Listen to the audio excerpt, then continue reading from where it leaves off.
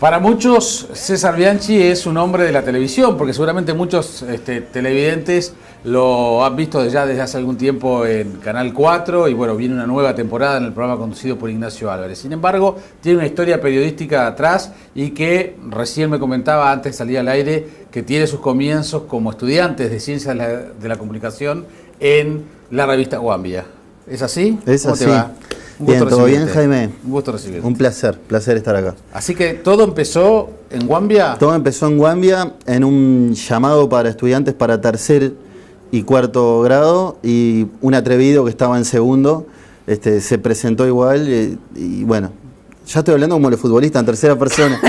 Me presenté igual y nada, y quedé y empecé a publicar crónicas freelance, colaborador de Antonio de Avesíes, de todo. Mi primer nota fue sobre la moda de los piercings, los aritos y los tatuajes, para que veas. Sí, o sea, sí. Fue publicada el mismo día que Peñarol gana el Quinqueño. Wow. Mirá, casualidades o causalidades, ¿no? O causalidades. Estaba Sebastián Cabrera, colega que trabaja con ustedes, trabajando en la misma época también como colaborador de Guambia. Y bueno, 2 años después hice una pasantía en búsqueda y cuando termina la pasantía me llaman del país en el año 2000, en enero del año 2000. Y bueno, desde entonces ya no paré. Arranqué a escribir hasta que en 2008 empecé a probar suerte más militando en el género periodístico crónica, en periodismo narrativo, y a publicar en el exterior, en distintos países. Publiqué en México, en Chile, en Argentina, en Colombia y bueno, en el medio se dio la radio, produje también televisión con Vidas en Canal 12, hasta que por 2011 me llama Nacho para empezar lo que iba a ser este proyecto en su vuelta a la televisión. Con Santo y Seña. Con Santo y Seña. ¿Por qué Checho? Checho fue un invento de una colega también, Natalia Roa, ex periodista de esta casa, sí, hasta hace muy poco. Que me bautizó así para un personaje, un crítico de cine en un programa radial de la Universidad de la Católica, con Gustavo Rey, que era el profesor. Entonces, para buscar algo distinto, me inventaron un apodo para que el crítico de cine tenga algo, ¿no? Vaya a saber si Jackie Rodríguez Estrata se llama Jackie, si la cédula dice Jackie, ¿no? Y ahí quedó, en la clase me empezaron a llamar así, cuando voy al país estaba Natalia, y cuando alguien preguntó si yo tenía apodo, ya les recordó que me decían Checho y ya quedó. ¿Cómo quedó el Checho? Quedó. Hoy casi que son más Checho Bianchi que Sí, que rara vez, César. Muy rara vez me llaman César, sí. Sí, además porque el nombre no es lindo, o sea, pero bueno, ¿qué va a hacer? ¿Y por qué el bichito del periodismo y el bichito del periodismo escrito? ¿Cuándo empezó eso? Lo tuve siempre. Una vez que asumí que no tenía talento para ser futbolista profesional y que no iba a jugar en Peñarol, dije, bueno, muy cerquita de eso que en realidad es un anhelo que cualquier uruguayo puede tener, tenía claro que tenía una bendición que era tener una vocación clara y tenía claro que quería ser periodista. Incluso ya sabía que no prefería ningún formato por sobre otro, o sea, escribir como radio, como televisión, todo me gustaba, siempre y cuando sea periodismo, ¿no? Entonces, bueno, me preocupé en formarme, fui a la universidad, hice paralelamente un curso en otro instituto sobre periodismo deportivo, porque a los 18 años, ¿quién no quiere ser periodista deportivo? Básicamente por estar cerca de los jugadores y eso, ¿no? Después, bueno, la universidad te va abriendo la cabeza y te das cuenta que los horizontes están un poco más allá. Y después, bueno, me fui, como lector, fui entrando en el apasionamiento por la crónica y por el periodismo narrativo, y fui teniendo contacto con cronistas y anotándome en talleres, y sobre todo leyendo mucho. Soy de los que cree que escribís mejor cuanto más lees. Entonces me preocupé por ser un lector voraz, y bueno, de a poquito fui puliendo de alguna forma la pluma. Si bien suena bien eso de que cuando me di cuenta de que no iba a ser futbolista, sí. ¿es verdad? ¿Quisiste ser futbolista? ¿Practicaste o era ¿O lo estás diciendo porque suena bien y...? No, tenía el anhelo, pero era como un sueño casi que inalcanzable. Era consciente que iba a ser muy difícil, porque si bien no era malo, tampoco me destacaba entre los mejores. Y siempre jugué por divertirme en el cuadro de Atlántida, donde jugaban todos mis amigos, los compañeros del liceo. Siempre lo tomé más como un hobby, nunca lo vi como una profesión, o como un oficio, mejor dicho. Y sin embargo el periodismo lo abracé, y la docencia también las abracé desde muy chico. Digo la docencia porque desde chico di clases de inglés, en escuelas, en primaria, y también clases particulares, hasta que, bueno, en la Católica fui ayudante de cátedra de Tomás Lin, y después me llama la ORT para dar clase teniendo mi cátedra propia, y también, digo, me apasiona estar en contacto con los jóvenes que están saliendo del mundo laboral y que unos meses después van a ser mis colegas, ¿no? ¿Fuiste barra brava de Peñarol? Nunca, nunca. De hecho, soy un hincha de la Olímpica. Soy un hincha... ¿Nunca te metiste en Amsterdam? Sí, muchas veces, pero las veces que estuve cerca de la barra fue por motivos periodísticos. Es más... Tenés un libro justamente sobre eso. Sí, pero tan es así que me metí en la barra de Nacional por motivos periodísticos. Lo que habrás sufrido. Lo que sufrí, no, muy fuerte. Porque además seguramente debimos haber ganado. No, ganamos nosotros y no pude gritar el gol. Pero es peor, no poder gritar el gol de tu cuadro, de tu goleador, tener que callarte y ver que los demás empiezan a putearle. Vos tenés una gana de gritar un gol y no podés, y te las tenés que aguantar. Y bueno. No, pues te preguntaba lo de las barras bravas, porque vos tenés un libro donde además, sobre Peñarol, donde justamente el encare que le das es el encare del hincha, el encare de los... De los distintos tipos de hinchas que hay. Claro, por eso. Pero desde un Sanguinetti hasta un barra brava que lo entrevisté en el Comcar, que ya está en libertad. Un niño o una anciana. Pero fue la visión del hincha. Sí. Y en estos momentos en que está tan presente una vez más el tema de la violencia, y donde además se responsabiliza a las barras bravas y a los dirigentes de fútbol, de la complicidad, etcétera, y donde vos además en ese sentido has sido muy transparente siempre con tu sentimiento mancha.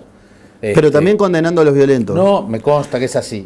Por ejemplo, me parece que son enfermos mentales aquellos que se jactan de los muertos. El primer indicio de la violencia está en los cánticos, que mucha gente de bien, por picardía o por creerse que es el folclore de fútbol, acompaña esos cánticos, y creo que tendríamos que boicotearlos y dejar que esos 20 o 25 canten solos, y se van a dar cuenta que no tiene ningún peso. Creo que ahí muchas veces se inicia la violencia, en esos cánticos que habría que cortar de... ¿Y qué tan cómplices son los directivos de los cuadros? Me consta porque lo he tratado periodísticamente en más de una oportunidad, que se les dan entradas, que hay prebendas para que, bueno, conmigo no te metas o dejarme tranquilo. Hay duelos de poder en las internas de las barras. Hace poco se supo de la propia barra de Peñarol, que dos facciones de la barra se entraron a dar, y en un lugar convenientemente elegido, como fue frente a la sede de Peñarol. La barra de Peñarol le ha hecho perder al club muchísimos puntos en otros campeonatos cuando la quita de puntos era una medida plausible. Son dañinos y están en todas las barras, ¿no? Sí. Por supuesto que se manifiestan muchos más en algunas barras. Peñarol, Nacional, Cerro, alguna otra, pero son dañinos. Teníamos con algunos colegas la discusión de esos no son hinchas, son delincuentes. Y a mí algunos colegas me hicieron ver, no, son hinchas. Es fácil decir, no son hinchas, son delincuentes. Son delincuentes, pero también son hinchas, lamentablemente. Entonces terminan perjudicando, eso sí, al grueso, a la gran mayoría de los hinchas sanos que queremos ir al fútbol con nuestra novia, con la familia, con los hijos, ¿no? Cuando se dan los líos en una cancha, ¿la responsabilidad de disolverlos o de controlarlos son de las autoridades, de los cuadros? El famoso tema del derecho de admisión, ¿a quién le corresponde? Entre ellos se pasan la pelota. Me pasó el año pasado, hice un informe para Santuiseña sobre las barras. Me acuerdo que además te metiste en las barras. Y donde además ellos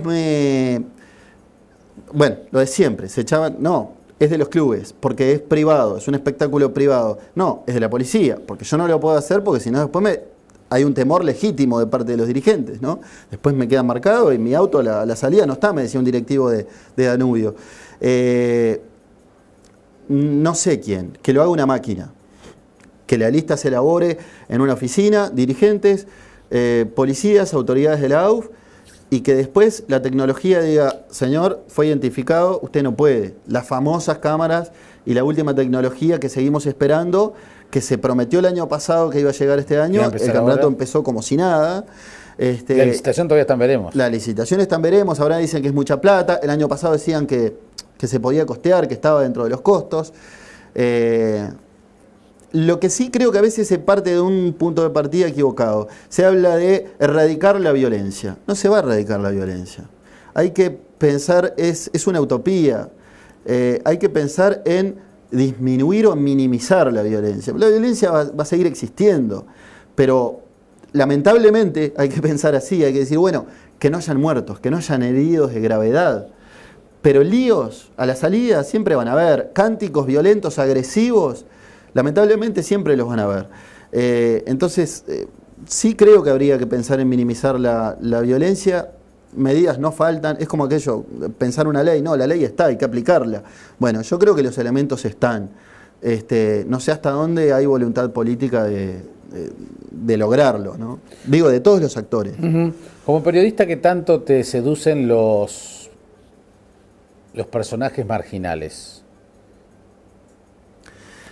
Bueno, tengo la tentación de todo periodista de ir a los personajes marginales porque suelen haber en el grueso, en la mayoría de los casos, una rica historia detrás. ¿Tenés un libro sobre prostitutas? Tengo un libro sobre trabajadoras sexuales. Tengo primero, un libro, ¿no? ¿Fue el primero? El primero, Fue el Mujeres primero. Bonitas en 2008. En Muertos Acá Nomás, que es el libro del año pasado sobre crónicas policiales. Muchos personajes salen de los barrios marginales, otros no tanto, lo cual habla que los fenómenos delictivos cortan transversalmente la sociedad, ¿no? Pero quisiera caer lo menos posible en la tentación de apelar a ellos, porque a veces siento que estamos pegándole en el piso a los más carenciados, a los más desvalidos, y ¿por qué no nos metemos con los más poderosos? ¿Por qué no un día no contamos cómo viven los ricos? ¿No? Cómo vive el multimillonario en Punta del Este o el multimillonario extranjero, en qué gasta su dinero, si paga todos los impuestos. Me parece que el gran debe que tiene todo el periodismo uruguayo, y me incluyo, es mirar un poquito más hacia ahí y tratar de perdonárselas un poco, hacerles un poco la vida más sencilla a los más carenciados que ya tienen una atención mediática de por sí porque son carne de cañón, digamos, ¿no? ¿Y cuánto seduce también al público eso? ¿No? ¿Qué cosa? Esa carne de cañón. Y sí, y es. Mirá cómo vive. A ver, yo veía el spot de Novik en El Borro. Y a veces pienso qué necesidad, ¿no? Tienen los políticos todos.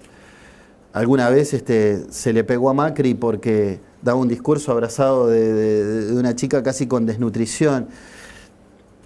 Es válido, es legítimo. Nadie va a decir que está mal. Pero qué necesidad a veces con esos golpes bajos, ¿no? Está claro que están abandonados y hay que decirlo. Está bien mostrar las carencias para que después los gobernantes, que son quienes sí tienen poder de decisión, no nosotros, les mejore sus condiciones de vida. Pero que no, el dulce pica los dientes, ¿no? Me parece que si todo el tiempo las cámaras se están metiendo ahí, los micrófonos estamos ahí, no sé hasta dónde le hacemos bien a ellos y le estamos haciendo un favor. A veces con buenas intenciones podemos estar equivocándonos. Bueno, muchos de esos seres marginales y mucha de esa atracción que generan estos temas, etcétera, están en este libro, que es el último, que está pronto para ingresar su tercera edición, cosa que está muy bien, porque es un libro en momentos además donde el ensayo político abunda y a veces hasta satura un poco. Los libros periodísticos están tan buenos también, y te metiste con mezclando tus dos, por lo menos, digamos, tu gran pasión en los últimos tiempos, que es el periodismo narrativo. Sí. Ese paso casi intermedio entre la literatura y la información. Pero además con los casos policiales, ¿no? Que yo lo decía en la presentación de tu libro, que justamente genera un morbo muy particular en los lectores, ¿no? Sí. Y en el público en general. Sí, genera. Intenté no caer en truculencias, en sensacionalismo, pero a veces da la impresión que lo fuera, pero estás narrando hechos reales, que sucedieron así. Si el hombre con una gran saña mata a su propia mujer, como fue el caso del Pinar, con 14 puñaladas, y si vos lo contás, ¿estás siendo sensacionalista? No, estás contando un hecho que sucedió así. Hay un parte policial, fue al forense, fueron 14 puñaladas. Ahora, si fueron 2 puñaladas y yo digo que fueron 14, ahí sí es sensacionalismo. Entonces, mucha gente se impresionó por las historias que leyó, pero se impresionó también porque de repente no eran conscientes que estas cosas pasan en nuestro país. Y procuré ir un poco más allá de lo que mostraban los noticieros o los diarios al otro día, que por una cuestión de espacio, a veces no pueden entrar en las historias de vidas que quedan truncas o que quedan rengas, en la soledad de ese hombre al que le matan a su hija, a su esposa y a su nieta, por poner un ejemplo. Sí, nieto. Yo me acuerdo, por ejemplo, que a mí me llamaba la atención, sabía muy por encima de lo que era el proyecto, cuando tú en Twitter ponías camino a Durazno, por una de las historias del próximo libro, sin decir lo que era. Claro. O camino a Rivera. Sí. Lo que significaba decir, me alejo 2 días, 3 días de Montevideo. Sí, claro. Para trabajar en un caso, para un libro, un caso policial. Digamos, ¿cómo encaraste el trabajo para contar? Y ahí vienen las herramientas del periodista narrativo, que son esas, son las de, bueno, casi que convivir en el medio de la misma historia. Inmersión total en el lugar, en las historias, en los personajes. Como bien decís, yo para hacer el libro le robaba tiempo al descanso, a la familia, a los amigos y al trabajo. Entonces, fin de semana que no tenía que quedarme en casa a hacer un guión para el próximo informe, era un fin de semana que en lugar de descansarlo, me iba al interior, pero lo disfrutaba, a meterme en esa historia de lleno. Entonces decía, bueno, voy a estar 48 horas en Rivera, tengo que sacarle todo el jugo posible. Entonces, ya durante la semana iba produciendo las entrevistas, coordinándolas, llego el sábado, bueno, el sábado a las 10 contigo, el sábado al mediodía almuerzo con fulano, el sábado a la tarde me voy a tal barrio, el sábado a la noche esto. Entonces buscaba recorrer todos los lugares por donde la historia había pasado y entrevistarme con todas esas personas, a las cuales muchas veces tenía que convencerlos de que confiaran en mí, de que iba a proteger su privacidad si lo requerían, de que no iban a ver fotos y que no iba a salir en televisión sobre todo, ¿no? El otro día no, cuando la presentación del libro aclaraste eso, quiero que está en la introducción también, que les tenías que aclarar que si bien eras el de la tele, esto era para un libro, para otra cosa. Sí. ¿Cuánto, capaz que la pregunta no está bien formulada, pero creo que la voy a hacer claramente, ¿cuánto te desprestigia la tele? Te entiendo. En ese sentido de credibilidad.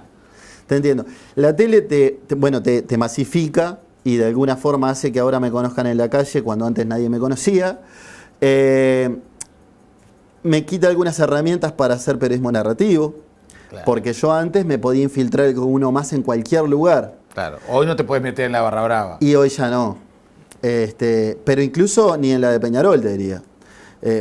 Quiero decir, me ha pasado, pero como iba acompañado del jefe de la barra, me empezaron a gritar alcahuete y capaz que alguna lata de cerveza voló también. A la Nacional obviamente que no puedo entrar.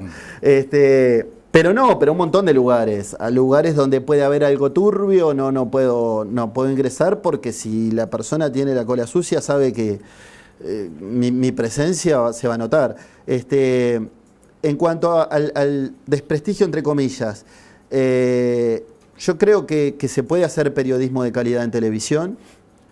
pero quizás el periodismo más riguroso, más serio, más profesional, está en el periodismo escrito y en los libros, que en todo caso, para seguir con las comillas, te prestigia. Pero me parece que se puede hacer periodismo del bueno en televisión, sin duda. De hecho, creo que hago periodismo del bueno en televisión, si no, no estaría ahí.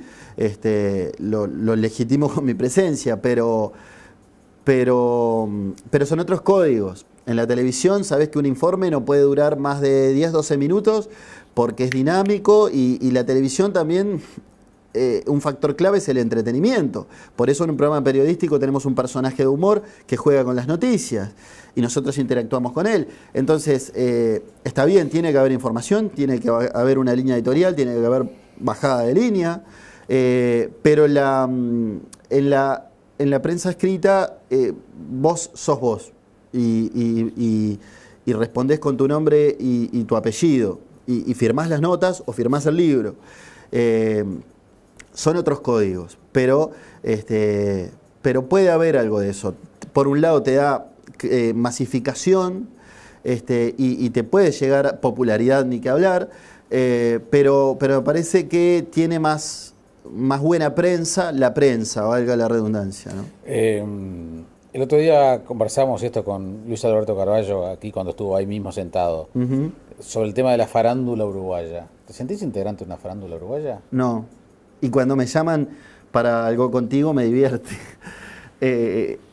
O cuando me preguntan si sigo de novio, si me peleé, yo digo, pero a la gente no le importa. Creo yo que a la gente no le importa, o no le debería importar que un periodista, si tiene pareja... ¿Por qué si no salís en la tele, sos popular, etcétera, decís que no estás en una farándula?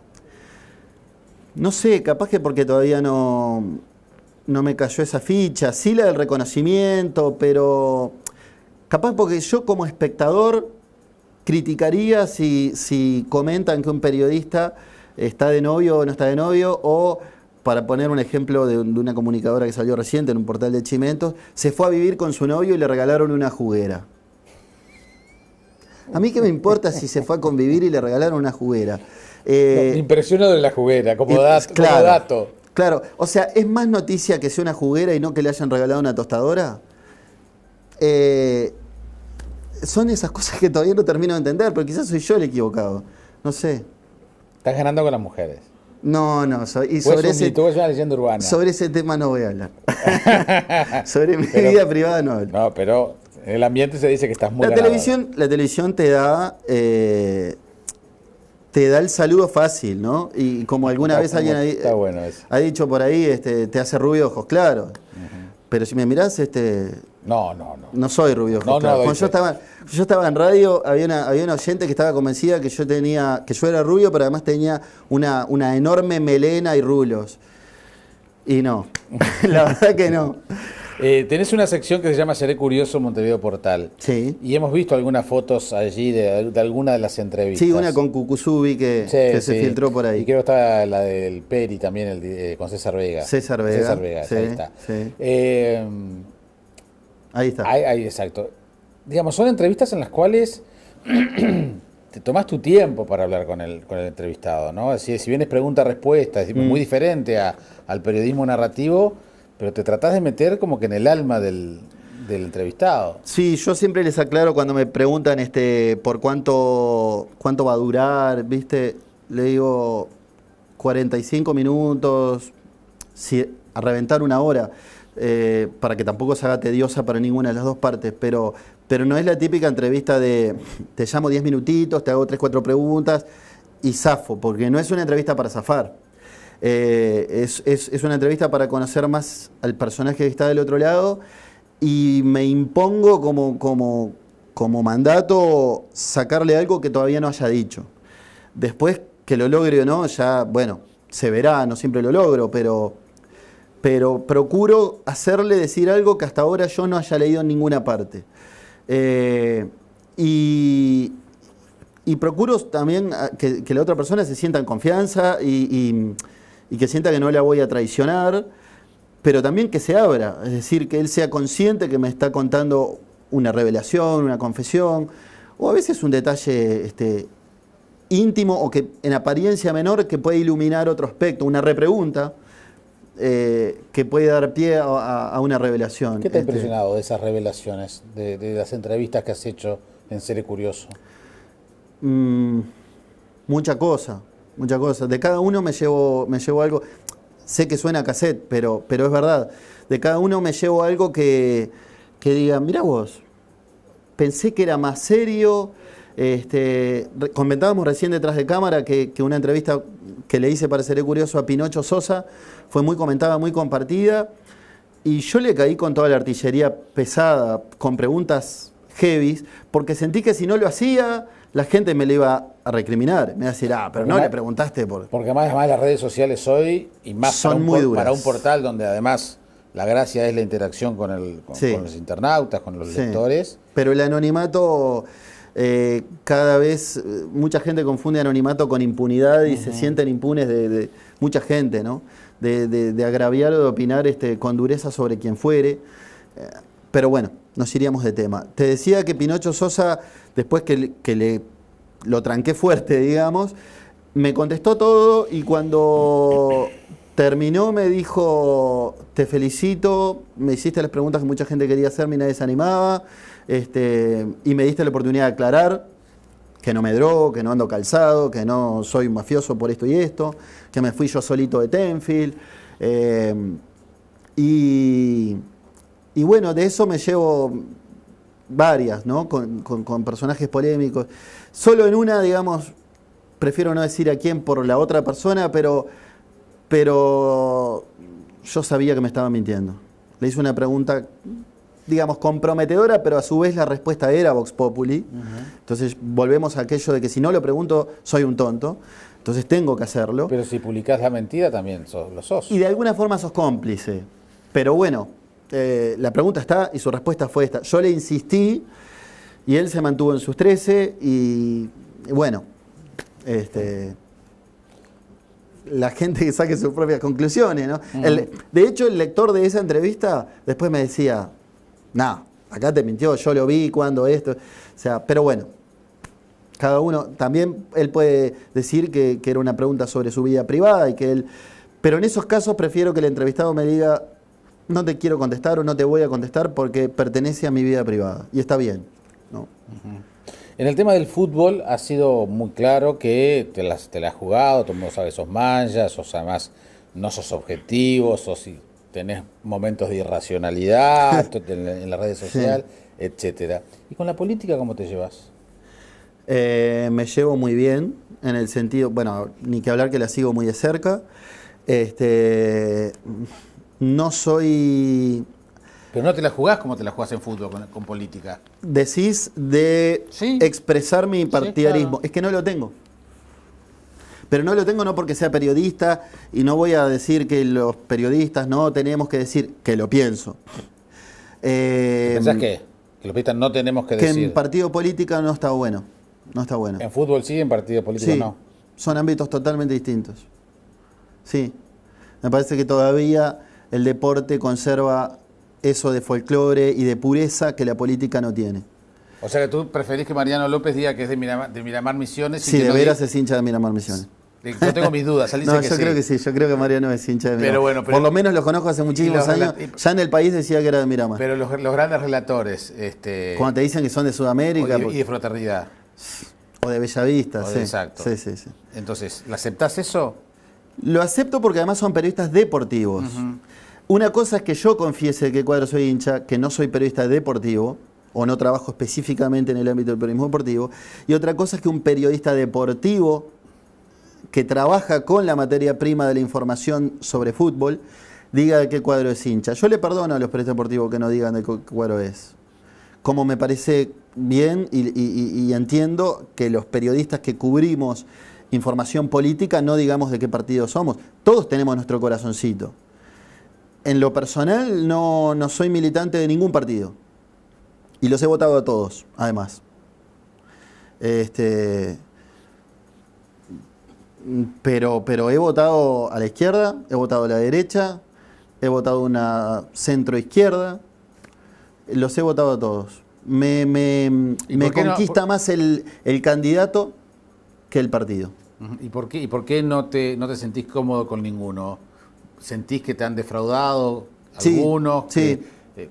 En las últimas elecciones no voté a ninguno de los partidos tradicionales ni al Frente Amplio. Voté al Partido Independiente. Y además quería que el Partido Independiente sacara un senador. Y me puse muy contento cuando Mieres fue electo senador. Anteriormente voté a la izquierda. Y en las primeras veces que pude votar, voté a la derecha. Entonces fui mutando con el correr de los años, juzgando lo que yo veía de la gestión de gobierno y el candidato en cuestión. Por eso te digo, no va por una cuestión de transparencia, sino que no me embandero realmente como ciudadano con ningún partido. ¿Qué opinás, además con todo lo que te involucra como hincha, del incidente protagonizado con sus consecuencias posteriores con el Toto da Silveira? Bueno, lo aprecio mucho como colega a Silveira. Creo, y él lo reconoció, que se equivocó, pero... ¿Y el linchamiento posterior? El linchamiento posterior fue lamentable. A mí me pasó con un chiste que hice en una entrevista, un chiste que aludía a Nacional, que fue mal tomado y también fue mal interpretado por muchísima gente de Nacional, y fui insultado y amenazado hasta de muerte. Hice la denuncia en la policía por algunos hinchas a los que no terminaron de entender. Me comuniqué con uno por uno de los que me escribía por Facebook, sin ser mis amigos, me dejaban algún pensamiento de ositos cariñosos en la interna de Facebook. Les escribí uno por uno, les pedí disculpas uno por uno y le dije que no había tenido esa intención, que había pretendido ser un chiste, en todo caso de mal gusto, pero que no había tenido la intención de agraviar a nadie porque no soy así. Y nunca protegí a los violentos, ni siquiera de mi propia barra. Y ni siquiera soy de babosear cuando, por ejemplo, Nacional pierde. No soy de los que se sube al carro. Nacional marchó con Palestino, yo no mandé ni un tuit. Entonces, sí soy muy pasional por mi club, pero no soy anti el otro. Con respecto a lo del Toto, creo que se equivocó. También creo, y en eso creo que le asiste razón por ejemplo, a Tato López, que lo ha publicado, que convengamos que él tiene una costumbre de años de hacer esto, de a veces meterse en la vida privada de los deportistas. Eso nos llevaría a otra discusión. ¿Hasta dónde está bien hablar de la vida privada de un deportista y hasta dónde no? Yo creo que está bien si su vida privada, sus costumbres, manchan su vida pública, digamos, contagian, inciden en su rendimiento deportivo. A eso voy, a eso iba. Si inciden directamente en su rendimiento deportivo, que es su actividad pública visible, ahí yo creo que importa. O sea, si el jugador pasa en la noche, en los boliches, drogado, con minas, etcétera, y después no rinde en la cancha, me parece que está bien que él que se señale eso. Ahora, si el deportista está en un óptimo rendimiento, si es puntual, llega puntual a los entrenamientos, se lleva bien con sus compañeros, es correcto deportivamente en la cancha y además rinde deportivamente y no usa drogas para mejorar su condición, ¿importa si salió la noche anterior, si se emborrachó, si él es infiel a la novia? No importa, es su vida privada. Entonces, me parece que esa es la distinción que los periodistas deportivos deben hacer. Ni no importa nunca porque es su vida privada, ni no importa siempre. Importa siempre y cuando influya en su vida pública, que es la que a todos nos importa, ¿no? Y lo deberíamos juzgar por eso. Para terminar, ¿de Santo y Seña cuándo arranca? Arrancamos en segundo miércoles de abril. Es el 8 de abril, el primero después de Semana de Turismo, pero ya estamos trabajando desde el comienzo de febrero, ya estamos trabajando, haciendo notas, tirando informes, brainstorming, con el mismo ritmo del resto del año, con el alivio de que el miércoles no a veces no estamos llegando así sobre el pucho y maquillándonos apurados y qué sé yo, porque a tal hora hay que estar frente a la cámara. Pero tratando de dejar algunos informes terminados para que después tener más tiempo para investigar en el resto del año, cuando los miércoles sí tengamos que estar al aire, ¿no? Cuando éramos estudiantes todos teníamos una cantidad de prejuicios Sí. vinculados a los canales de televisión. Sí, y yo los tenía cuando estaba en prensa escrita. Bueno, más a mi favor. Ahora que estás allí, ¿confirmaste que esos prejuicios eran verdad? ¿Eran todos mentiras? ¿Que no existen las cosas que se decían de que eran el diablo personificado? Ah, sin duda, sin duda, sin duda. Pero es que lo que pasa es que mitos hay varios. Uno, los periodistas de televisión ganamos mucho más si nos forramos en plata. No, no señora, no señor. Sigo siendo clase media, no me hice rico por trabajar en televisión. Dos, los periodistas de televisión son todos agrandados, son todos soberbios, se la creen más que el periodista de prensa escrita. No, y yo ya dije en esta nota que considero que el periodismo más serio, riguroso, profesional y de mayor calidad está en la prensa escrita. A pesar de que se vendan cada vez menos diarios, voy a seguir defendiendo a muerte el periodismo escrito. Después está lo otro. Yo estaba en un diario, trabajaba en El País y publicaba una nota y me felicitaban mis viejos y algún amigo que la leía, punto. Y no sentía el feedback. Ahora, y además me molestaba, y hasta tuve algún encontronazo con Nacho, siendo competencia, porque él de repente en otro programa en televisión le gustó un informe que yo había publicado en ¿Qué pasa? Y lo hacía tal cual en televisión. Y se llevaba todos los aplausos, porque la gente veía el programa de televisión y de repente muy pocos habían leído mi nota anteriormente. Habían dicho, se inspiró en esta nota, fue a entrevistar a los mismos. Y ahora que estoy en televisión, me daba bronca eso. Ahora que estoy en televisión lo veo del otro lado. Y bueno, son las reglas del juego. Lo que me parece que dentro de las reglas del juego nunca se puede obviar es reconocer la fuente. Entonces, que además Nacho la reconoció en esa nota. Pero por ejemplo, si yo me voy, si yo en televisión voy a hacer una nota basada en un artículo que salió en El Observador, tengo que decir que hubo un artículo hace 2 semanas en El Observador, publicado por el periodista tal, y después muestro mi material, donde por supuesto voy a intentar poner algo novedoso, algo mío, algo propio. Pero muchas veces la tele se nutre, no descubro nada nuevo, de los diarios. Igual de las radios y de la tele el día que no hay diarios, ¿no? Sí. Pero sabemos sí. convivir sin diarios, pero... Sabemos convivir sin diarios, pero a veces... Pero ayuda. A veces nos dormimos un poquito, sí. ¿No me vas a decir si sos más ganador con las mujeres después de la tele? No. ¿No me lo vas a decir? Igual, no. O sea, seguís siendo ganador, ya lo verás antes de la tele. No, igual de no ganador, no, uno no estoy, ya tengo 37 años, ya no me cueso en el primer hervor. ¿Qué deja para mí que tengo 50? Gracias, Checho. Es Placer, un gusto recibirte. placer como siempre.